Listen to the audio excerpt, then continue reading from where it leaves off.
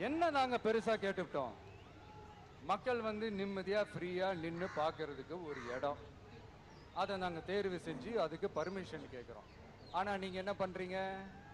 அந்த இடத்தையெல்லாம் விட்டுட்டு நெருக்கடியோட, மக்கள் நெருக்கடியோட எங்கெல்லாம் நிப்பாங்களோ அந்த இடமா பார்த்து செலக்ட் பண்ணி தரீங்க. உங்க எண்ணம் தான் என்ன சார்?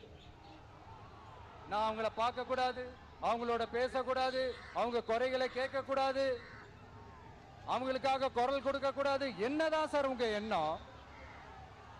சரிங்க சார், ஒரு அரசியல் தலைவன் அப்படின்றதெல்லாம் மறந்துருங்க. ஒரு சாதாரண ஒரு தமிழ்நாட்டு மண்ணோட ஒரு மகனா, ஒரு நம்ம தமிழ் மக்களுடைய ஒரு சொந்தக்காரனா, என் மக்களை, என் குடும்பத்தை, என் சொந்தங்களை நான் பார்க்க போனா என்ன பண்ணுவீங்க? அப்பவும் தடை போடுவீங்களா? வேணாம் சார். இந்த அடுக்குமுறை, இந்த அராஜக அரசியல்லாம் வேணாம்.